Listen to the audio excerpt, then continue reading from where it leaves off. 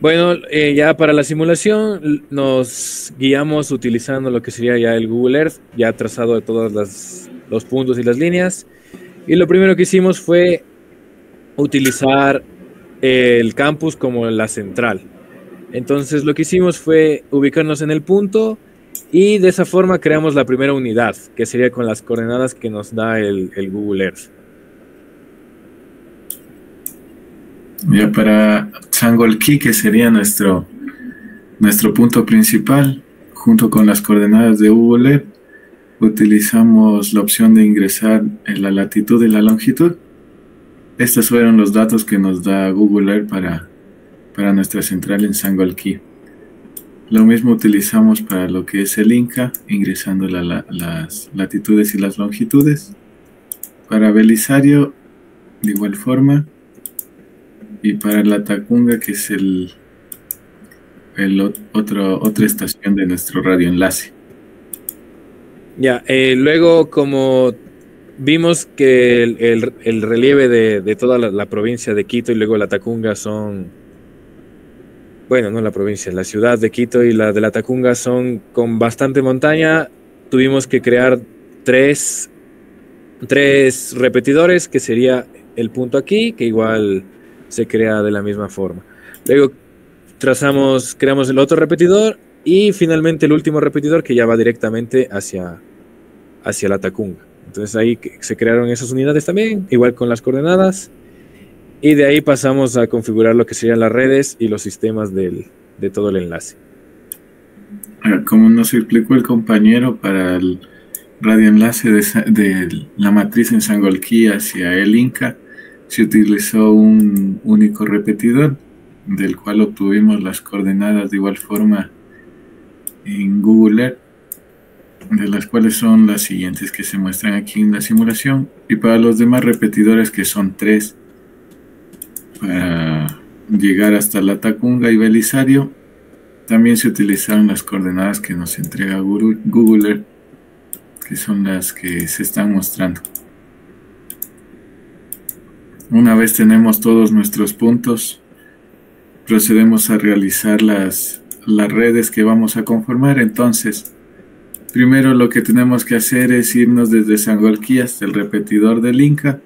Por lo tanto, generamos una red que se llama Sangolquí Repetidor Inca, en el cual los miembros son Sangolquí y el repetidor que se utilizó en el Inca. Los parámetros de diseño fueron la frecuencia mínima que se nos entregó, de 2412 MHz hasta los 2487 MHz. Elegimos una polarización vertical y el clima ecuatorial. Para los sistemas generamos uno parabólico, el cual utiliza una antena Yagi de ganancia de 28 dBi. También colocamos las pérdidas de líneas que se nos presentó como datos de 2.5 dB. La potencia del transmisor, que en este caso es de 0.2 vatios. Como altura de las antenas pusimos de 50 metros, considerando la altura de los edificios que ya consta en la matriz Sangolquí, el Inca y los demás sedes de la institución. Para la omnidireccional, igualmente colocamos las características y datos que se nos proporcionó. Como topología elegimos que sea una red de voz donde existe un controlador, subordinados y repetidores.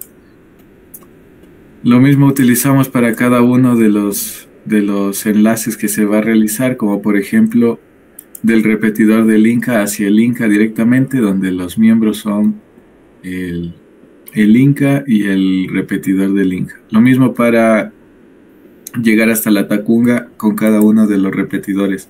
Por ejemplo, Sangolquí al repetidor 1, colocamos los miembros que sería Sangolquí, el repetidor 1, del repetidor 1 al 3, que sería el intermedio entre el 1 y el 2, para evitar esta región montañosa que vemos aquí, que consta de 3 series de montañas. Por eso estas de aquí se las ve tan cerca, para poder evadir todo este relieve ecuatorial que vemos. Una vez que conformamos todos nuestros enlaces, generamos todo el mapa de radioenlace que tenemos. Y para ver los patrones de radiación, únicamente lo que vamos a utilizar es esta cobertura de radio polar. Ya, listo. Entonces yo les voy a explicar sobre la cobertura de radio polar. Ábrele una configuración, por favor. Ya, entonces aquí como vemos tenemos la unidad central, que es el repetidor 3, con una unidad móvil, que es el repetidor 1. Aquí en la dirección del enlace, como vemos, el centro es el transmisor TX y móvil el RX, que es el receptor. Y nosotros, al momento de dibujar el patrón de radiación, tenemos que tener unas ciertas configuraciones. La superficie le quitamos para no tener los relieves y poder observarlo de mejor manera, al igualmente que el sólido. Y el tono del arco iris, este nos funciona para ver el diferente nivel de potencia que vamos a manejar. Ábrele, por favor, para indicarle. Ya, entonces aquí como vemos, estamos que el rojo, el más intenso, es de menos 74 dBm, que va hasta los menos 94 dBm, que es lo establecido según los requerimientos del proyecto. Ciérrale esa pantallita. Ya, y aquí, y bueno, igualmente abajo en el umbral, ahí tenemos lo que está verificado, que va desde los menos 94 a los menos 74 y está seleccionado en unidades de dBm. Y asimismo tenemos el alcance, que bueno, estos de aquí ya son parámetros estándar y estamos utilizando una configuración para la antena de la red de forma de una antena omnidireccional. Entonces con esto ya podemos obtener el análisis y ver el patrón de radiación. Ahí ponen esto. Listo, ya ahí tenemos el patrón de radiación, aunque tenemos que aquí hacerle un zoom para poder observarlo de mejor manera, pero ya tenemos el patrón de radiación para poder observarlo.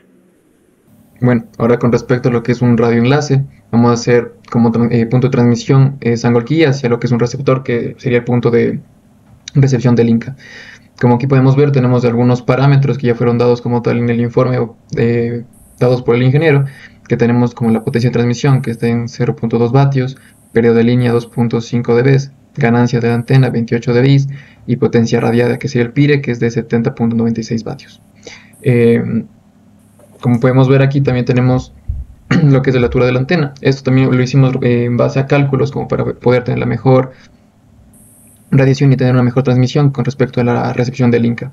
Como podemos ver, aquí también tenemos que está en 77 dBm, que como se había mencionado tenía que estar entre aproximadamente 74 hasta 94 dBm, por lo que podemos ver que está trabajando de una buena manera.